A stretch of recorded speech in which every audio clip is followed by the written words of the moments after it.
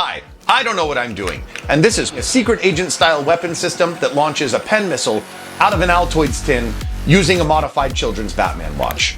I've identified 4 key engineering challenges we'll have to overcome in order to get our launch system working. 1. Somehow I'm gonna have to fit a 10-inch launch pad inside of a 3.5-inch Altoids tin. 2. I need to find a way to build an ignition system that's powerful enough to fire the igniter while also fitting inside the Altoids tin that can be remotely triggered. 3. I need to retrofit my Batman watch with the guts of a remote for the ignition system. 4. I need seamless integration between all these parts and pieces so that we have a reliable launch system. I considered trying to 3D print some kind of folding or telescoping compact launch pad that would fit in the Altoids tin, but in the end, I don't think I can get close to the density or strength of something like these antennas. So I'm just going to 3D print an articulating bracket that holds 2 of them side by side. I'm going to use these micro connectors to plug in my igniter and hold it in place. So I'm building a connector housing into the design. So I'm pretty proud of this base design, and eventually it'll get attached to the inside of the Altoids tin with epoxy, but I didn't think that would be stable enough, so I created this magnetic arm support. A neodymium magnet is glued into place and will magnetize to the bottom of the Altoids tin to create an articulating support that will stabilize the launch ramp at any angle it's set to. Because each of the different segments in the antennas have some give, they separate at the end, which allows the rocket to fall through. Through some trial and error and using a star clip, I ended up creating something that looks like the septum piercing of your favorite barista, but holds the antenna at the right distance apart at the end to stabilize everything. This shape also allows the rocket fin to pass through without interfering. I found this key fob and receiver setup on Amazon, and it's a remote on-off circuit that you can program to 3 different settings. It's got latched on, timed on, and momentary on.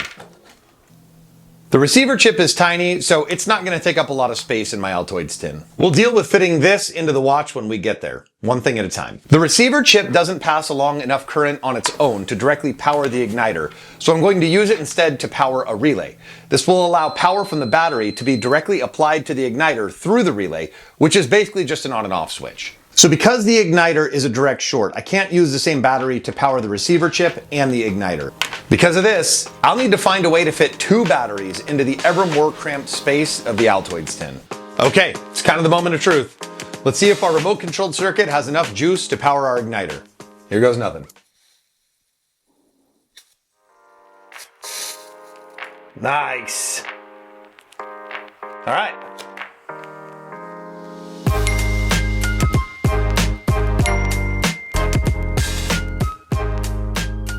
My grandfather, I do know, wore this watch in World War II, and it's been passed down for generations before that. As much as it pains me to take apart a family heirloom, I'm going to try to honor it by keeping these really cool lights on the front working.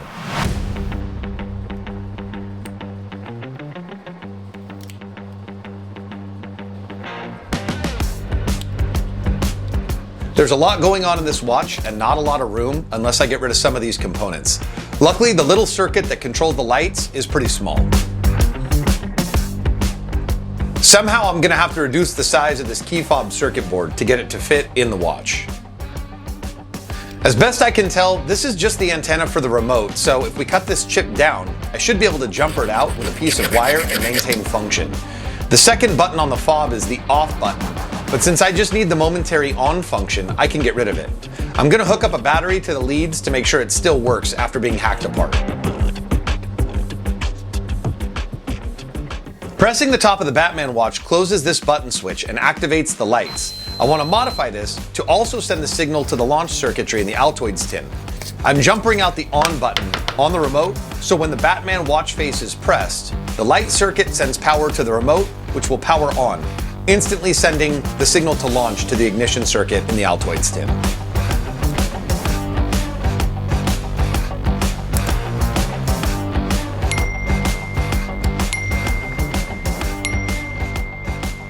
So now that everything works, I've been thinking a lot about what to call this. I mean, it's a pen missile launched out of an Altoids tin, triggered remotely by a Batman watch. So a functional title feels appropriate. I've decided to call it the Propulsion-Enabled Non-Detectable Incapacitating System, or PENIS for short. I like that name because it has the word pen in it. So now that we have a name, let's put this all together and go launch some missiles.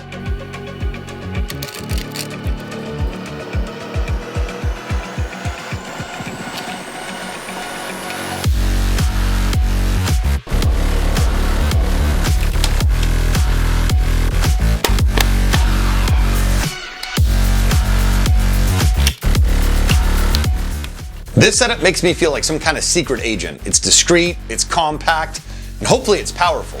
So now that everything is put together, let's go see what trouble we can get into with these pen missiles. In the last video, I created and perfected this missile, which is made from a couple of pens, an Altoids tin, and a graphite nozzle. If you haven't seen the full pen missile origin story and want to check it out, it's on my channel. Now, with the force that the missile generates in mind, I added some extra magnets into the launch pad to help it stick to metal surfaces so it doesn't move during launch. Now, I'm looking for 3 key pieces of data from this first launch, which is, does the whole thing work? How fast does it go, and how far does it go? I've not typically had good luck in the past with finding the missiles after I launch them, so I'm hoping the drone that I have flying in the air will help me locate it so we can get a distance reading after this. All right, we're ready to launch. Let's not forget I've got this bad boy on already. Launching in 3, 2, 1.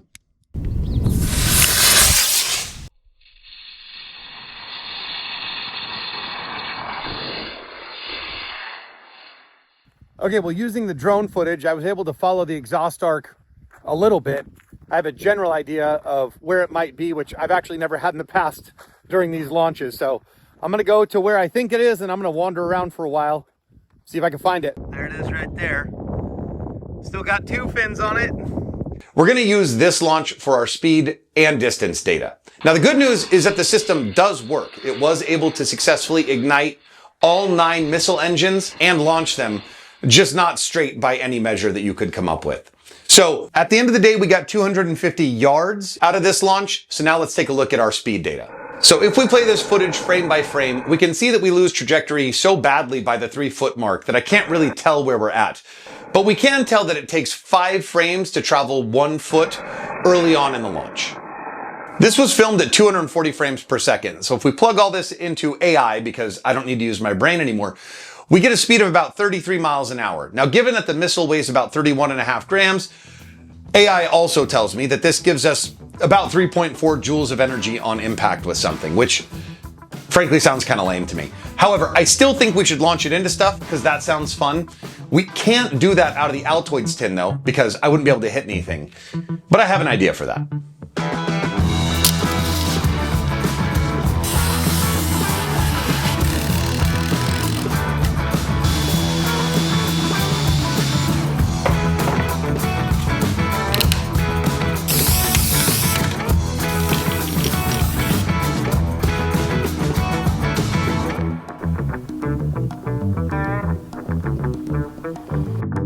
One thing I hate is finding out there's an easier way to do something after I've already done it.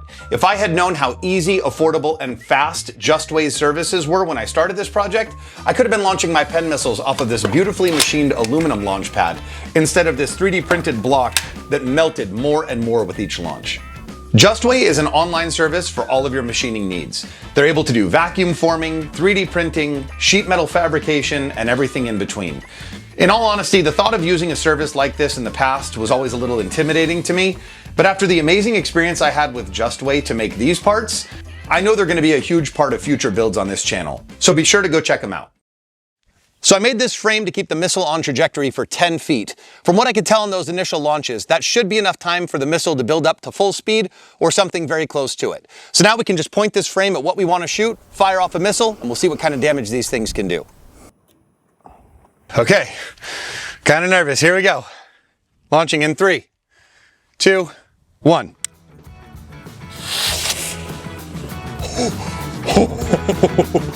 Oh my God.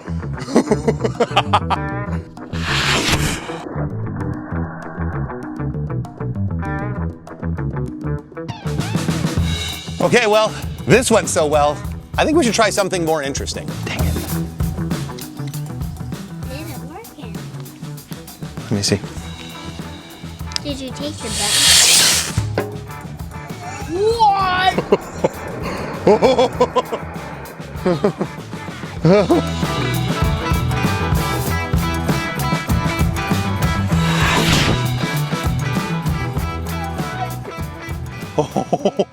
Okay, come here. Come over here closer. I could not have aimed that any better. That went right in the ear. Now, no blood, but I think we're going to try that again and see if we can get it to pierce the actual skull itself. Okay, in 3, 2, 1.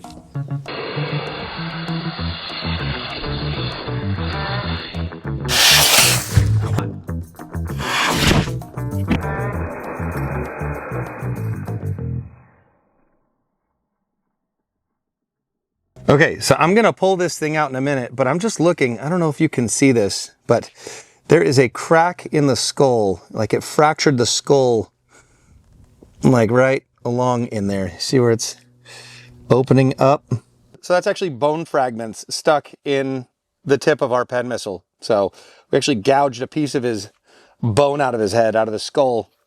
So would have definitely done some damage. So I spent a lot of time thinking about like a nice action one-liner for this last launch, and what I came up with, frankly, it sucks. So I need you guys to leave comments with better one-liners that I should have used so I can see what I missed out on. But here's what I came up with. You know, my high school debate coach always told me the only way to defeat a straw man is with a pen missile launched out of an Altoids tin with a Batman watch. He said that. It's a real quote. He actually said that.